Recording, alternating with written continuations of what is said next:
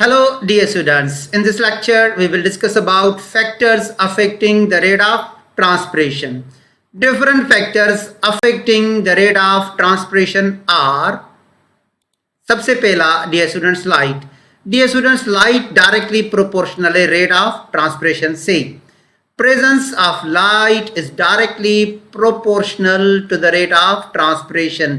जितना लाइट का अमाउंट बढ़ेगा ट्रांसपिरेशन का प्रोसेस ज़्यादा होगा और जितना लाइट का अमाउंट कम होगा उतनी ट्रांसपिरेशन कम होगी। देखें डियर स्टूडेंट्स इस इमेज को, यहाँ पे आपको सनलाइट गिरती हुई नज़र आ रही है। जैसे जैसे ये सनलाइट लीफ के सरफेस पे गिरेगी, एक तो लीफ के सरफेस को वार्म अप करेगी और नंबर 2 प्रेजेंस ऑफ सनलाइट में स्टोमेटा ओपन हो जाते हैं। C4 प्लांट्स में हमने पढ़ा था, और जितने स्टोमेटा दिन के टाइम खुले हुए होंगे उतना वाटर ज़्यादा एवापोरेट होगा। Dear students, plants transpire more rapidly in the light than the dark. Why? This is largely because the light stimulates the opening of stomata mechanism. तो दिन में लाइट की प्रेजेंस में हमने पढ़ा था C4 प्लांट्स के स्टोमेटा ओपन होते हैं। जितने स्टोमेटा ज़्यादा ओपन होंगे उतना ट्रांसपिरेशन का रेट बढ़ेगा। और जैसा कि मैंने कहा कि जैसे जैसे ये सनलाइट गिरती जाएगी लीफ के सरफेस पे, तो लीफ के सरफेस को वार्म अप करेगी। So dear students, light also speed up transpiration by warming the surface of leaf. That is why light is directly proportional to the rate of transpiration. अब जो दूसरा factor है environmental factor, वो है temperature. Dear student, जितना temperature बढ़ेगा उतनी ही plant की बॉडी से ट्रांसपिरेशन का रेट ज़्यादा होगा। Plant transpire more rapidly at higher temperatures because water evaporates more rapidly as the temperature rises. जितना टेम्परेचर ज़्यादा बढ़ेगा एवापोरेशन का रेट उतना ज़्यादा हो जाएगा। For example, at 30 degree centigrade a leaf may transpire 3 times as fast as it does at 20 degree centigrade. तो suppose करें 20 डिग्री सेंटीग्रेड पे एक लीफ ट्रांसपिरेशन कर रहा है, तो अगर हम टेम्परेचर को बढ़ा दें 20 डिग्री सेंटीग्रेड से 30 डिग्री सेंटीग्रेड कर दें तो 3 गुना ट्रांसपिरेशन का रेट ज़्यादा हो जाएगा। तो जितना टेम्परेचर बढ़ाएंगे उतना रेट ऑफ ट्रांसपिरेशन बढ़ेगा। That is why temperature is also directly proportional to the rate of transpiration. अब डियर स्टूडेंट्स आते हैं ह्यूमिडिटी पे। जितनी ज़्यादा ह्यूमिडिटी होगी उतनी ट्रांसपिरेशन का रेट लो हो जाएगा, ट्रांसपिरेशन उतनी कम हो जाएगी। देखें डियर स्टूडेंट, यहाँ पे एयर में आपको ह्यूमिडिटी नज़र आ रही है। Humidity is a condition when air is full of water vapours. जब हमारी एयर में वाटर वेपर्स ज़्यादा हो जाएं, इस कंडीशन को ह्यूमिडिटी कहा जाता है। Humidity is the amount of water vapours in the air when the air surrounding the leaf stomata is humid. अगर लीफ स्टोमेटा के ऊपर जो एयर है उसमें ह्यूमिडिटी आ जाएगी, मीन्स वाटर वेपर्स एयर में बढ़ जाएंगे। This decreases the diffusion of water vapours from inside to outside the leaf. क्योंकि डिफ्यूजन के लिए एक कंडीशन है, डिफ्यूजन हमेशा मॉलिक्यूल्स का हायर कंसंट्रेशन से लोअर कंसंट्रेशन की तरफ होता है, मगर ह्यूमिडिटी में वाटर वेपर्स बाहर ज़्यादा बढ़ जाएंगे। कैसे बाहर ज़्यादा बढ़ जाएंगे?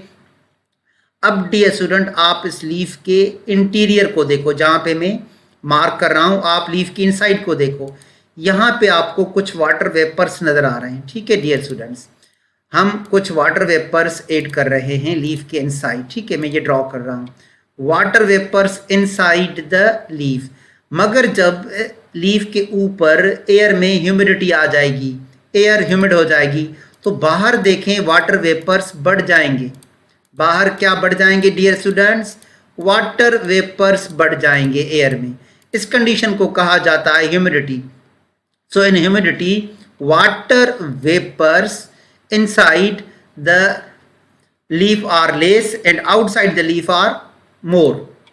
अब आप यहाँ पे गार्ड सेल्स देखें डियर स्टूडेंट। गार्ड सेल से अगर इस वाटर वेपर्स को बाहर जाना है तो डिफ्यूजन के थ्रू जाना है, और डिफ्यूजन होता है हायर कंसंट्रेशन से लोअर कंसंट्रेशन की तरफ। मगर अब यहाँ पे तो लीफ में के अंदर जो वाटर वेपर्स हैं वो लो कंसंट्रेशन में हो गए और बाहर हो गए हाई कंसंट्रेशन में।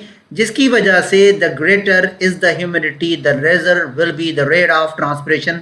जितनी ह्यूमिडिटी बढ़ेगी उतना diffusion across the leaf surface कम होगा और डियर स्टूडेंट्स ट्रांसपिरेशन का रेट रिड्यूस हो जाएगा। तो अब ये जो बाहर वाटर वेपर्स ज़्यादा हो गए ये कम कैसे होंगे डियर स्टूडेंट्स? इनको कम करेगा wind. Moving air is called wind. अब हम विंड को डिस्कस करते हैं। यहाँ पे आपको एक ट्री नज़र आ रहा है, ठीक है डियर स्टूडेंट्स। और अगर हम कहते हैं कि उसके ऊपर एयर में ह्यूमिडिटी ज़्यादा है यानी बाहर वाटर वेपर्स ज़्यादा हैं, तो डियर स्टूडेंट्स इस कंडीशन को ह्यूमिडिटी कहा जाता है when the air is saturated with water vapours. अब हमें इस ह्यूमिडिटी को घटाना है तो किस चीज़ से हम घटा सकते हैं, कम कर सकते हैं? विंड से। Moving air is called wind.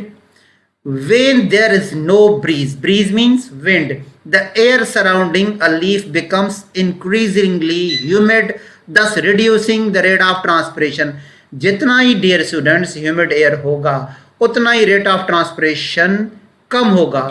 अब इस humidity को कम करना है तो इसको कम करेगा moving air, wind, breeze. When a breeze wind is present, the humid air is carried away and replaced by dry air.